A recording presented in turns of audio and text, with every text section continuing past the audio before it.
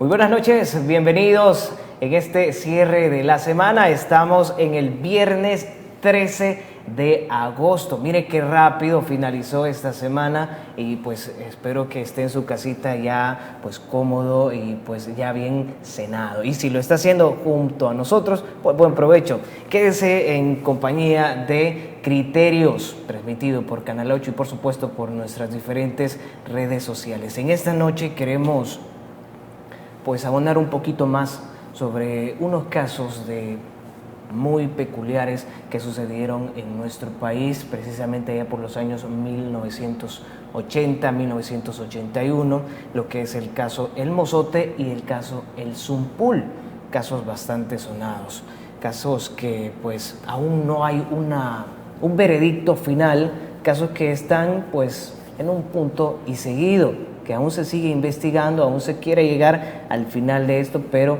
pues se ha dado un largo lapso para poderlo llegar hasta el final.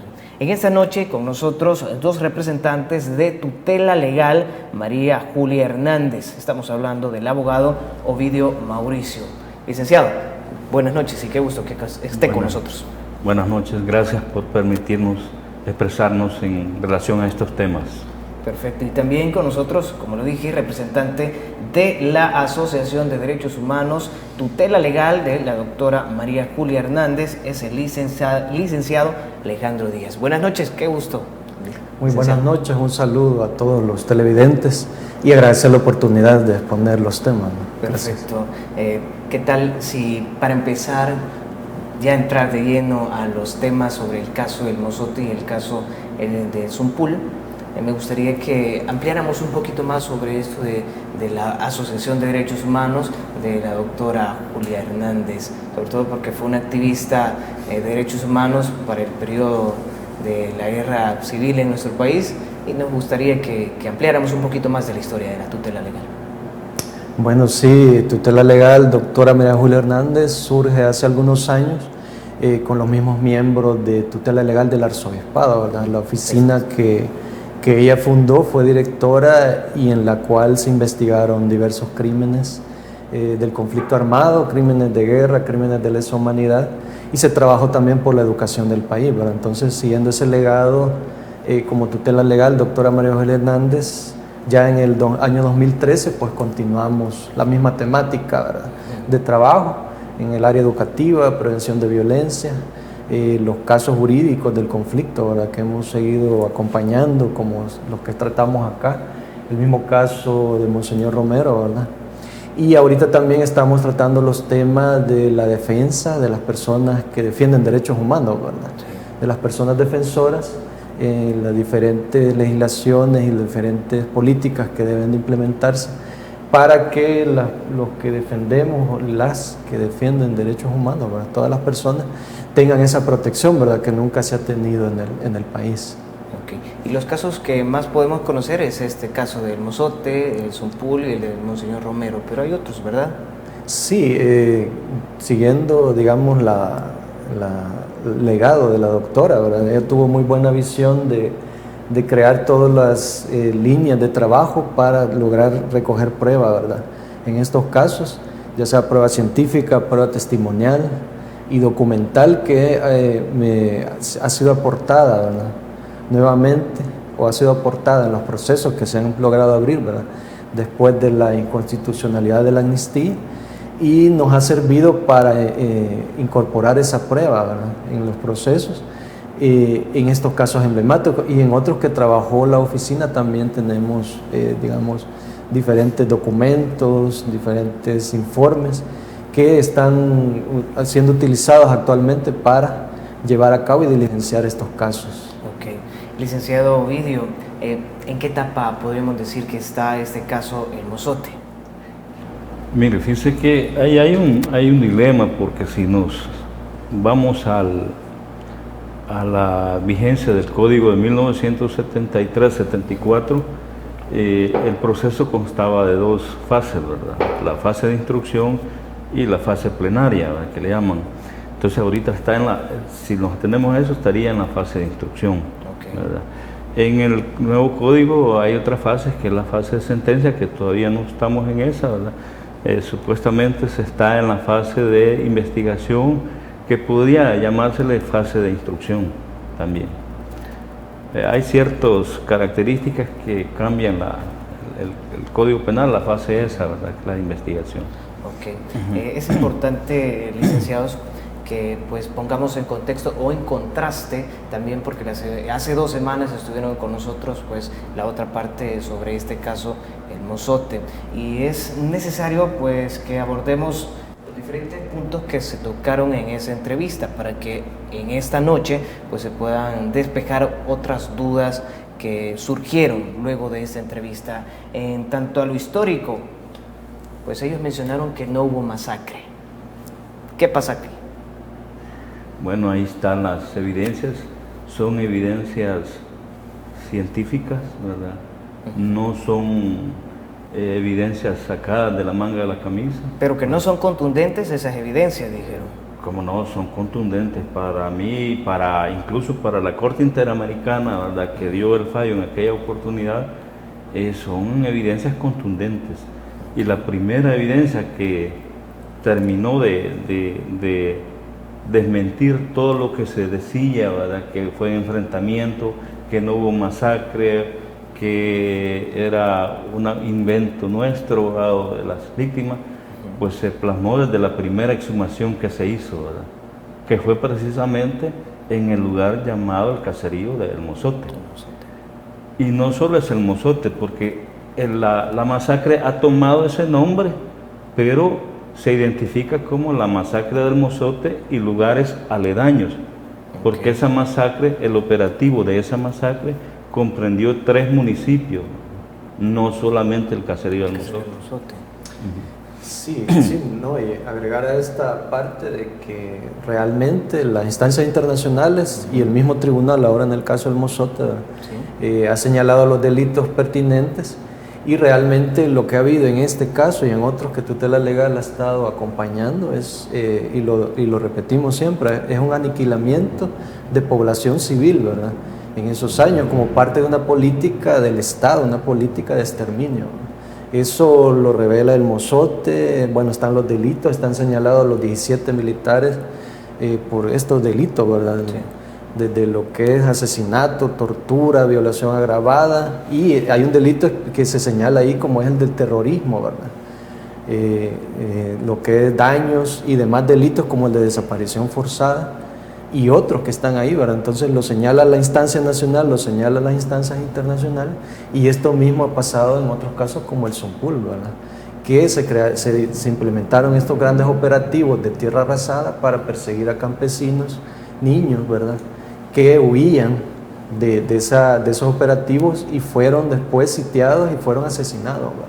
Entonces esto, como lo dice el compañero, ya hay prueba contundente, ¿verdad? Lo hemos encontrado en prueba pericial científica, en restos, ¿verdad? También lo han dicho las peritos argentinas, y así está pasando también en el Zompul, ¿verdad? Ya se encontraron restos de víctimas y se va a seguir investigando estos hechos que están catalogados también internacionalmente como de lesa humanidad, ¿verdad? Okay. Licenciado Ovidio, ¿iba a agregar algo más, licenciado? No. Ok, perfecto. Licenciado Ovidio, se habla de que la cifra de pues, los muertos ha venido cambiando, sobre todo en el periodo de los mandatos presidenciales del gobierno, bueno, del partido FMLN, fue donde se le dio más auge a esto. Y desde ese punto, del expresidente Mauricio Funes, fue que hasta los siguientes años la cifra vino cambiando. Sí, la cifra y puede cambiar más, ¿verdad? Porque la verdad es que no se ha investigado totalmente los lugares de la masacre, ¿verdad? No se ha investigado. Y yo oí a uno de los abogados, pude ver el programa, que decía que nosotros hablábamos de 400 víctimas y primero hablamos de 17 por ahí víctimas, después hablamos de 800 y hoy hablamos más de 1000. Pero es que la situación, cuando nosotros, por ejemplo, iniciamos el proceso ya judicial, ¿verdad? Porque no se nos quería admitir una denuncia. Eso fue un problema, una batalla que hicimos, ¿verdad?, junto con las víctimas. Cuando se nos admite la denuncia, nosotros teníamos establecido algún listado de víctimas, pero sin corroborarlo, ¿verdad? Algunos testimonios que habíamos sacado desde allá por el 89, incluso desde tiempos antes de la masacre, ¿verdad? Pero nunca podíamos, porque el sistema judicial no funcionó para estos casos, realmente, y así lo establece la Corte Interamericana. Entonces eso ha ido cambiando. Por ejemplo, cuando pusimos la denuncia en la Comisión Interamericana, ¿verdad? ¿En qué año fue eso? ¿Cómo? ¿En qué año fue esa denuncia? En el 90 pusimos la denuncia en la Comisión Interamericana de Derechos Humanos. Ahí hablamos de 400 víctimas, porque ya habíamos identificado algunos lugares, ¿verdad? Después, en el 92 se hace la primera exhumación a través ya del juzgado, ¿verdad? Y se rescata, ¿verdad? Fueron 117, la mayoría, 70% eran niños, y niños menores de 12 años. Así lo establece la pericia que hicieron los antropólogos argentinos. En esas cifras de 400. Esa es una parte de la primera exhumación que se hizo. Después, en el 2000, 2001, 2000, bueno, se hicieron otras 5 exhumaciones. En cada año se hacía una exhumación. Esto porque no podíamos tener a los antropólogos argentinos todo el año. Entonces ellos programaban y también ellos buscaban su financiamiento, porque el Estado no brinda ese financiamiento. Ok, perfecto. Vamos a tener que hacer nuestra primera pausa. Cuando volvamos seguimos hablando precisamente pues de este tema, el caso de la masacre El Mozote. No nos cambie, que es necesario pues que usted se informe de la historia de nuestro país y las dos partes de este caso y los otros que vamos a seguir hablando en lo que va del programa. No nos cambie.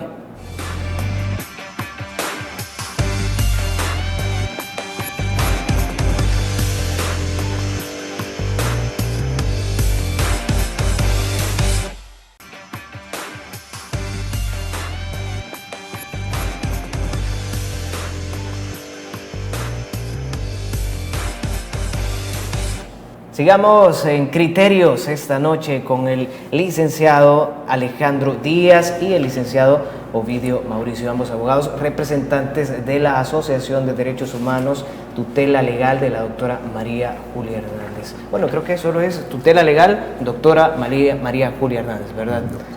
Licenciado Ovidio, estábamos mencionando sobre las cifras de las víctimas del caso El Mozote. En cada exhumación que se hacía gracias a los antropólogos argentinos, esta cifra fue creciendo.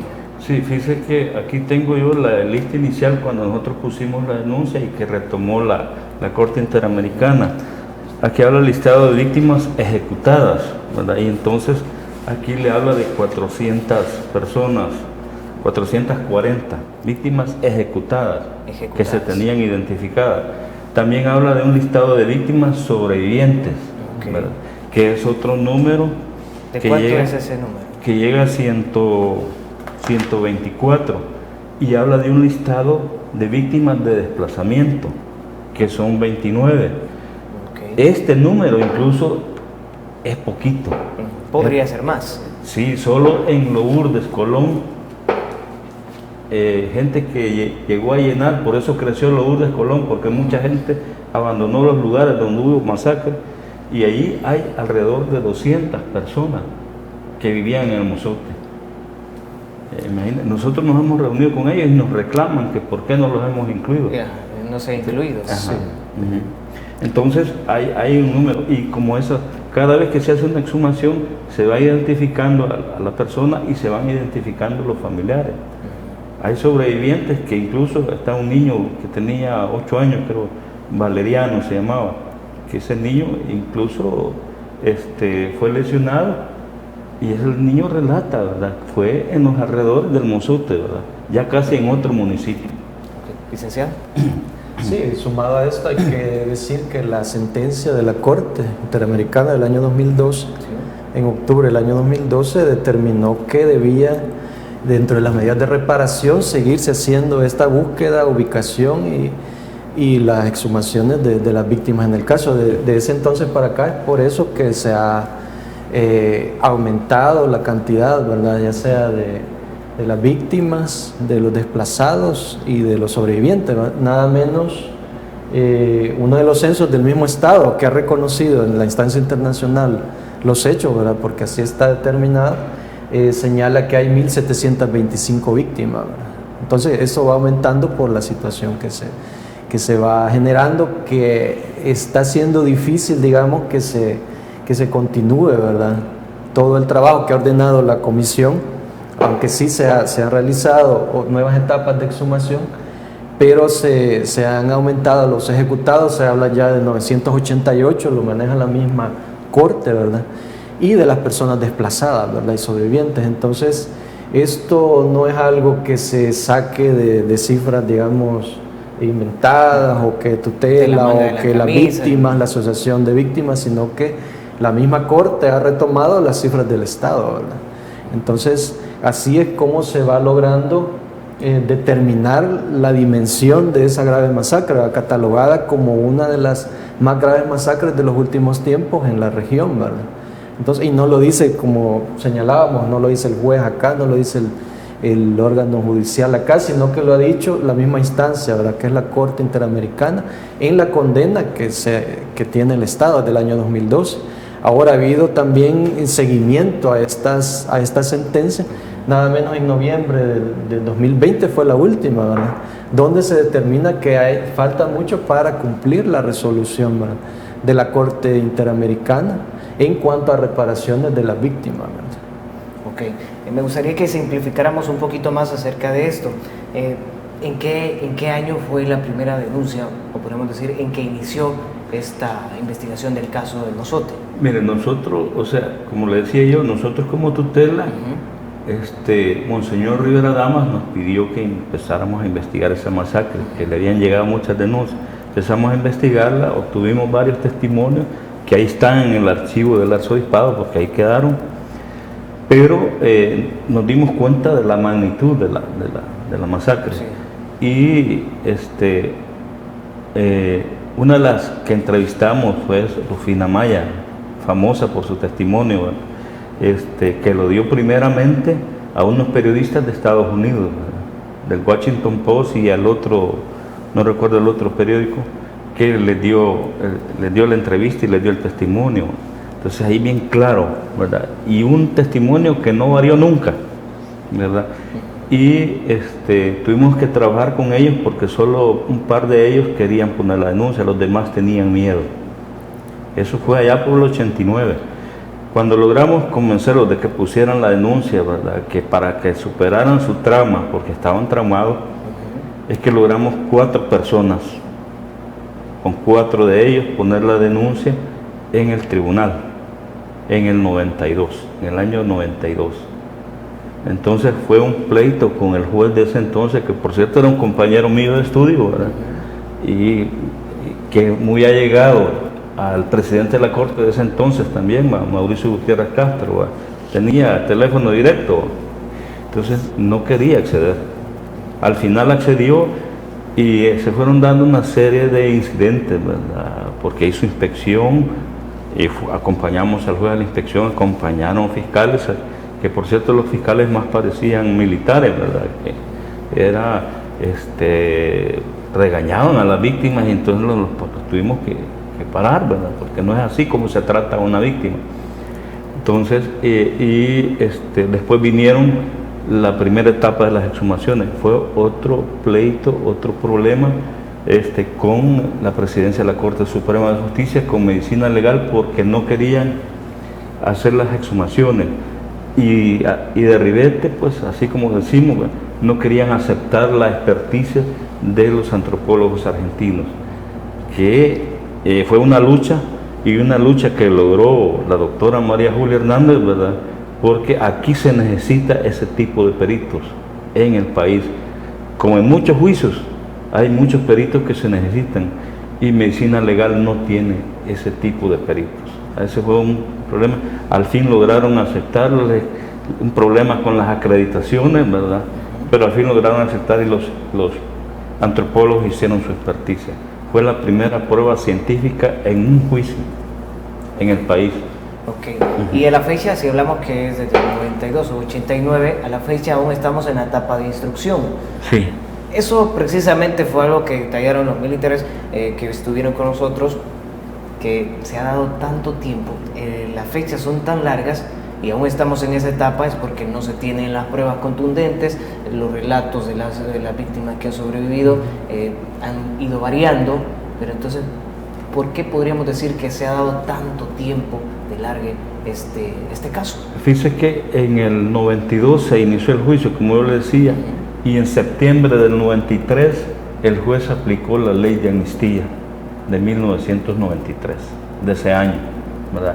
La amnistía se dio el 20 de marzo de 1993 y el juez en septiembre aplica la amnistía y además la aplicó mal. ¿Por qué, licenciado? Da una resolución, ¿verdad? Quizás así le dijeron que lo hiciera, pero dice en la resolución que sobresee, ¿verdad? De acuerdo a la ley de amnistía, sobresee a cualquier persona que haya participado en el hecho. Alguien como abogado sabe que no puede dictarse una resolución de ese tipo, ¿verdad? Tirar un atarrayazo, tiene que identificar a las personas que se sobreseen, y no lo hizo.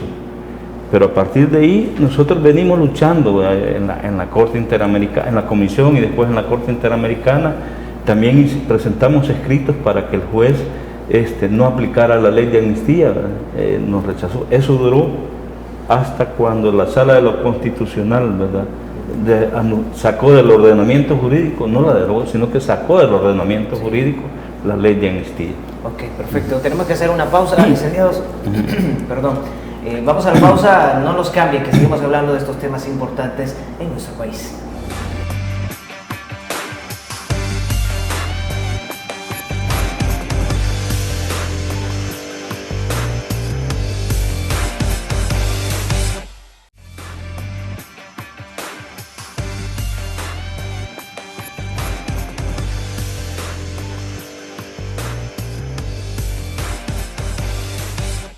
Bien, sigamos en criterios, conociendo más acerca del caso El Mozote en la etapa que está, los detalles y el dato histórico y jurídico en torno a esta masacre que sucedió en el 81 en nuestro país, en el caserío El Mozote.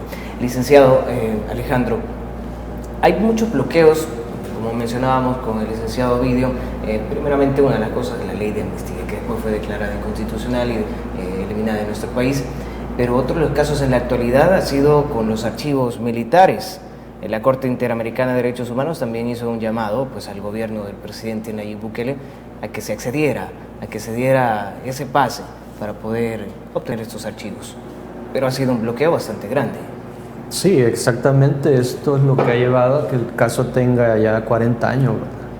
40 años en la impunidad, y no se haya tenido la voluntad de elaboración del Estado en cuanto a la información, ¿verdad? Porque la misma sentencia que señalamos de la Corte Interamericana, ¿verdad?, en la que condena al Estado, se determina que debe haber acceso a la documentación y a toda la información necesaria, ¿verdad? Entonces, esto desde el año 2012 que mencionamos, ¿verdad? De entonces para acá no ha habido mucho avance, ¿verdad? Lo que ha habido son obstáculos y lo que es impedir, ¿verdad?, ya a través del juez de la causa, que realizó inspecciones en 6 recintos militares, se impidió la diligencia, ¿verdad? Entonces, esto revela siempre la falta de voluntad de todos los gobiernos y del Estado de colaborar, ¿verdad?, con la información y con la participación de estos altos mandos, ¿verdad?, en la masacre. Entonces, no abona esto el impedir, ¿verdad?, y dar excusas que la misma Corte también ha dicho que no son válidas, ¿verdad?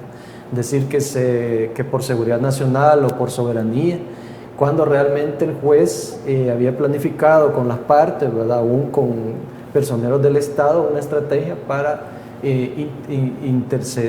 intervenir, ¿verdad?, llegar a los recintos, ¿verdad?, a los archivos y buscar la información de esa época. Estamos hablando de 40 años, ¿verdad? Entonces no tenía nada que ver buscar planes actuales o secretos de Estado, que esto no tiene relación, y lo dice la misma Corte, con la investigación del caso. Entonces, es lamentable que se esté ocultando siempre la información, y lo que nosotros consideramos, y lo podemos decir no solo en este caso, es que hay un pacto, ¿verdad?, entre los militares y los gobiernos para que esta información no salga a la luz. Eso hay que decirlo claro y tratar de desmentir con algunos programas, con algunos medios, en decir que no ha existido estos hechos, ¿verdad?, como hemos estado hablando acá, cuando realmente la historia está dando luz, ¿verdad?, y las pruebas de que son hechos que no deben de volver a repetirse, ¿verdad? Como decía, crímenes de lesa humanidad en contra de población civil, ¿verdad? Recuerdo que el presidente en Casa Presidencial, no estoy seguro si fue en una conferencia de prensa, en una cadena, tenía 4 cajas con archivos. ¿Qué sucedió con esto? Relacionados a la casa. No sé a cuál presidente se refiere. El presidente Nayib Bukele. Porque también Sánchez Serén llevó esas mismas 4 cajas al tribunal, ¿verdad? Okay. Cuando el juez le pidió, y esas mismas volvió a llevar el señor Nayib, o sea que no buscaron los archivos. Nosotros sabemos que existen porque vimos algunos de esos planes en el Archivo General de la Nación, lo vimos, y hoy dicen que no aparece, hoy dicen que no hay. Primero dijeron que no habían archivos, pero después, cuando el juez trata de hacer la investigación, de hacer la inspección, dicen que esos archivos son secretos. Entonces, ¿en qué estamos? Sí, existen. Entonces, pero yo digo, la secretividad, ese principio de secretividad, no estaba en la Constitución allá cuando ocurrieron los hechos. Está en la actual Constitución de 1983. Pero además de eso, esa secretividad pierde validez con el tiempo, pues, ¿verdad? Porque esa era la secretividad del momento, planes militares que se iban a ocupar en el momento. Entonces no tiene objeto por qué estarlo escondiendo. Y entonces viene, bueno, si el mismo presidente actual aceptó los hechos de la masacre e invitó a las víctimas a Casa Presidencial, las atendió, dijo que iba a investigar de la A a la Z en los archivos, y hoy se retracta, ¿verdad? Entonces, es claro que el hecho existe, que no es una mentira, ¿verdad? La situación esa, ¿verdad? Y que tampoco es una farsa, ¿verdad? Porque si él atendió a las víctimas, es claro que no es una farsa. No sé a qué se refiere con decir que era farsa. Okay. Sí, también agregar de que en el proceso que estamos señalando del Mosot en el tribunal, ¿verdad? Hay 2 militares encargados de archivos que en 2018 determinaron que existen esos archivos de operativos, ¿verdad? O sea, ellos mismos lo declararon en el tribunal. Que están vinculados directamente con el caso. Exactamente. Entonces, eso está incorporado dentro del mismo proceso, ¿verdad? Entonces, todas estas pruebas científicas, periciales, documentales están. Entonces, lo que se señala, ¿verdad? No se puede decir que es mentira venir un grupo de militares o personas allegadas a los que están señalados como responsables a decir eso cuando a todas luces ya está determinado, ¿verdad?, que hubo ese grave crimen y otros en el país por parte de una política terrorista del Estado en los años 80, eso está determinado.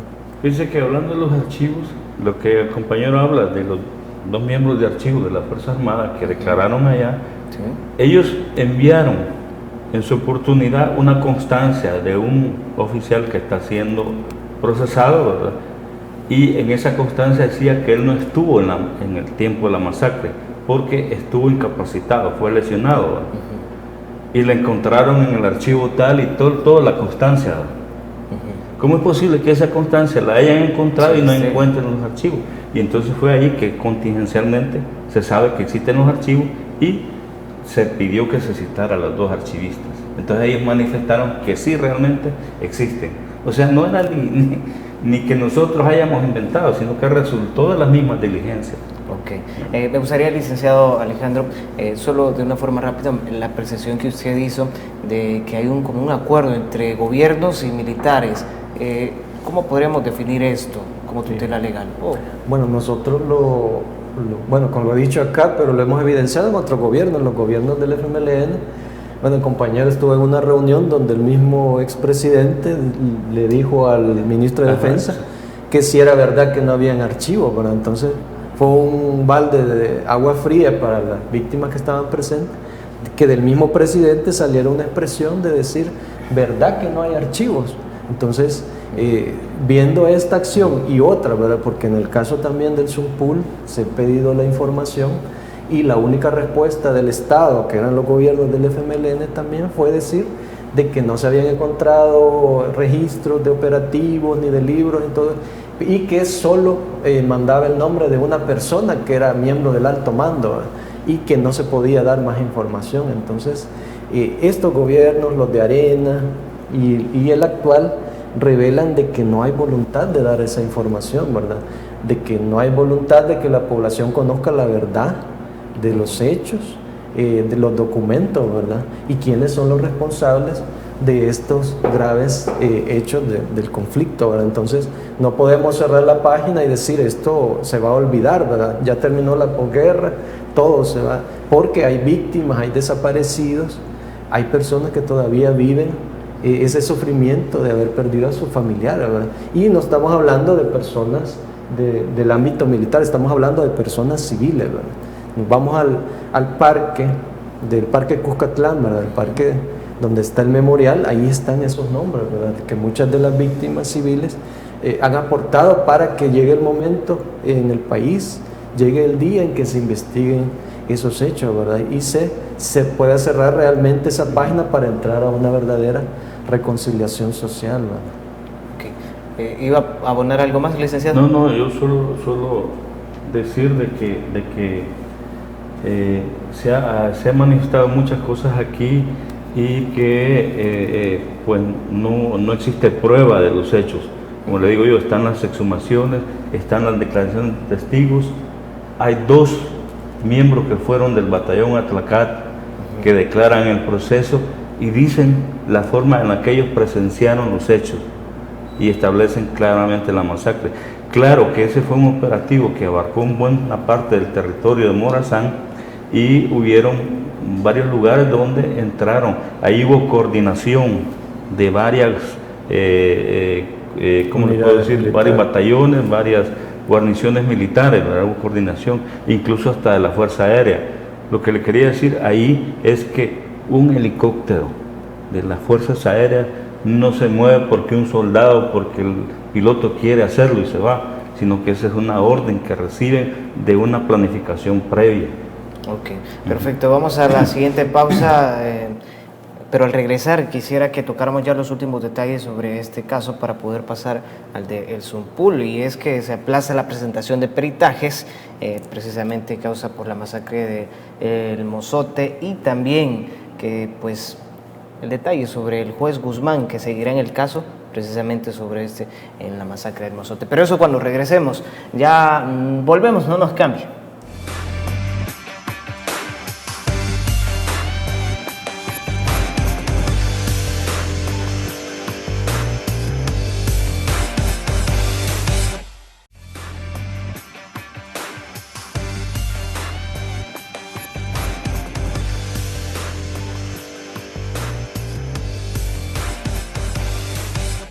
Gracias por continuar con nosotros. Vamos a aprovechar el tiempo ya que nos quedan solamente 2 bloques de este programa. Primeramente, como lo mencionábamos antes de irnos a la pausa comercial, se aplazó la presentación de peritajes.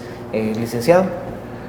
Sí, la diligencia que había sido ordenada para el 3 de agosto y después hoy para la siguiente semana se ha aplazado, ¿verdad? Por los recursos interpuestos por la defensa, ¿verdad? Entonces el juez ha aplazado hasta tener, me imagino, alguna resolución o a tener algún criterio ya para poder resolverlo, porque ha notificado a las partes tienen que dar su posición en 3 días, la Fiscalía, la Defensa y nosotros como acusadores particulares. Ok, lo otro es esto del juez Jorge Guzmán, que podrá continuar al frente de las investigaciones de la masacre del Mozote. ¿Qué entendemos por esto? ¿Licenciado Ovidio o licenciado Alejandro? Bueno, en la sentencia de la Corte, ¿verdad? Donde hubo seguimiento en marzo de este año, pues se determinó también como parte de los obstáculos el ataque que ha tenido el juez, ¿verdad? Que ha sido muy valiente en el caso, pero también la falta de recursos, ¿verdad? Para que este tribunal lleve o diligencia un caso tan tan emblemático e importante para el país, ¿verdad? Entonces, a pesar de ello, él sigue aportando, digamos, su trabajo a la causa. El juzgado segundo de primera instancia de San Francisco Gotera tiene mucho trabajo, ¿verdad? Eso es bastante claro.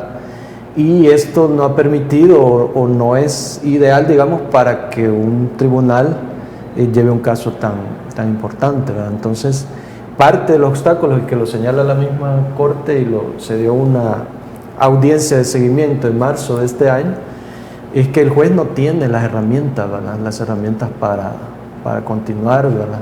A pesar de eso, se están dando las diligencias, ¿verdad? Faltan peritajes que se vayan a realizar.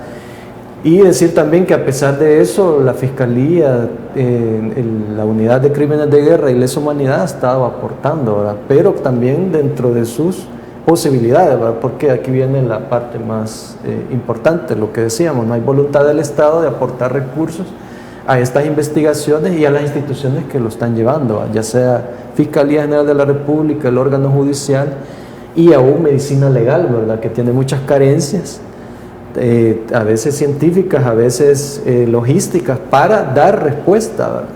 Y eso lo estamos viendo también en el otro caso del Zumpul, ¿verdad? Que vamos a... Ok, y eso lo vamos a dejar para el último. Lo que quiero que finalicemos con el caso de la masacre del Mozote, sobre todo se mencionó en la anterior entrevista con los militares sobre si hay un interés económico sobre esto. ¿Qué apreciación podemos tener sobre ese aspecto? Nosotros nunca pusimos la denuncia en la comisión que después pasó a la Corte Interamericana, pero nunca hablábamos de situación económica. Lo que ocurre es que la Corte Interamericana, como todo tribunal que debe de ser aquí también en El Salvador, tribunales internos, deben de valorar esa situación. Siempre cuando ocurre un hecho, ¿sí?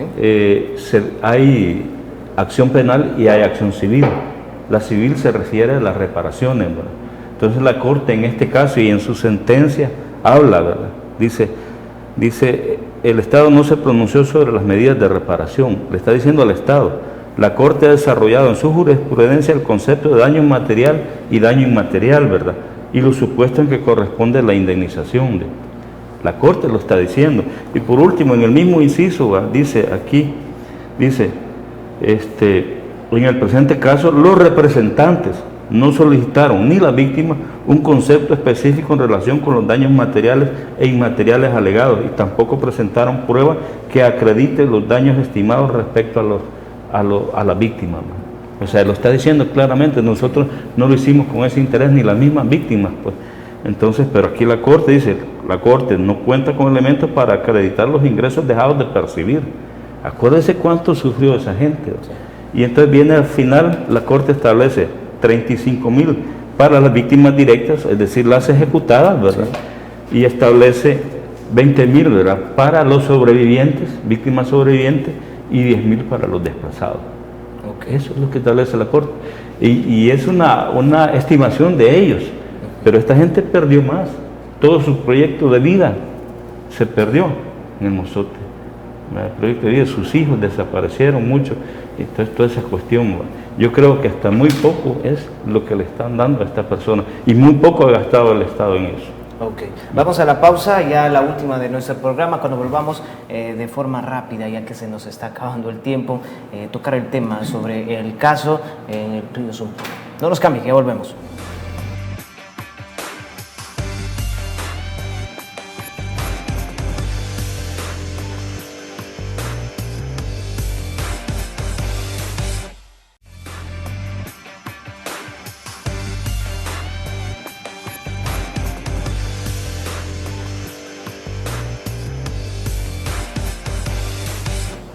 Bien, vamos a aprovechar ya estos últimos minutos que nos quedan del programa. Me gustaría que mencionáramos en qué etapa está el caso de Zumpul y pues sobre todo porque en julio se realizaron unas exhumaciones. Licenciado Alejandro. Sí, bueno, el caso de Zumpul, que se comete también por miembros del ejército en el año 80, en mayo, pues igual que el caso del Mozote está en la etapa de instrucción, ¿verdad? Está recogiendo pruebas pertinente, ya sea científica, sea aportado documental y también testimonial de este grave también crimen de lesa humanidad que se comete en el año 80 en contra de más de 600 personas. Se ha catalogado y se ha determinado según el proceso judicial que está en el juzgado de primera instancia de Chalatenango. Se trató por las características del caso, que muy diferentes al Mozote, porque la mayoría de las masacres fue cometida por el ejército, por las unidades militares en el río, ¿verdad? Y por las unidades militares también de Honduras, ¿verdad? Que eso también es parte de la investigación que se está llevando, que hubo planificación meses antes de los dos ejércitos para llevar a cabo la masacre, ¿verdad? En el conocido Plan de las Aradas, y es así que se ha tratado de llegar a recuperar, ¿verdad?, la mayoría de restos. En los años 90 se trató también de hacer, ¿verdad?, porque la denuncia también fue realizada por la doctora María Julia Hernández y las víctimas en el año 92, ¿verdad? En el año 93 se trató de llevar a cabo estas etapas y aparte de la amnistía también la misma Corte Suprema de El Salvador perdió la diligencia, ¿verdad?, para realizar exhumaciones en Honduras. Eso está ya certificado en el proceso y es hasta este año, bueno, a partir del 2017 que Tutela Legal con Fiscalía también y las autoridades realizan inspecciones y hasta este año, en enero, se realizan la primera etapa, ¿verdad?, la nueva etapa en el Plan de las Aradas y se encuentran restos de víctimas, restos un poco dispersos ya por el tiempo, ¿verdad? Y en julio de este año, en la zona de Las Vueltas y Concepción Quesaltepeque, ya se ubica un lugar donde se han recuperado 6 personas, ¿verdad?, que son parte del mismo operativo de tierra arrasada que empieza el 13 de mayo del 80, ¿verdad?, por las diferentes unidades del ejército y los miembros de orden, y termina el 14 de mayo en el Plan de las Aradas con la ejecución masiva, ¿verdad?, sistemática de población civil que huía, ¿verdad?, de la masacre. ¿Alrededor de cuántas víctimas estamos tocando en ese caso? Como decía, en el mismo juicio del tribunal se habla de más de 600 personas. 600 personas. Teniendo en cuenta los registros, teniendo en cuenta los testimonios, ¿verdad?, y la misma investigación que Tutela Legal en algún momento realizó en Honduras, ¿verdad?, en medios hondureños, en documentos, y en la diócesis que determinó la magnitud de esta masacre, que es también de las más grandes que se han cometido en la región. Ok, licenciado Ovidio, de forma rápida y ya para concluir, ¿qué podríamos esperar entonces en lo que va de estas investigaciones? Bueno, yo lo que esperaría que en algún momento determinado pues se haga el juicio, ¿verdad?, de este proceso, ¿verdad?, como otros que esperan también que se haga el juicio y se haga justicia. Uno de los pilares fundamentales, ¿verdad?, son 3 pilares que tiene la Constitución para nuestro país, ¿verdad?, es la justicia, la seguridad, ¿verdad?, Sí. y el bienestar común. Esos son los 3 pilares que debe de manejarse en cualquier constitución, ¿verdad? Entonces, la justicia pues debe de darse en este país, ¿verdad? Y no puede ser obstáculo nada para eso. Ok, perfecto. Muchas gracias por estar con nosotros en esta noche. Gracias y feliz fin de semana, Bueno. por cierto. Y usted, amigo televidente, también, pues que tenga un feliz fin de semana y una feliz noche. Disfrútelo si no va a trabajar, pero igual, siempre cumpliendo con las medidas de bioseguridad. Gracias por su atención, que pase una feliz noche.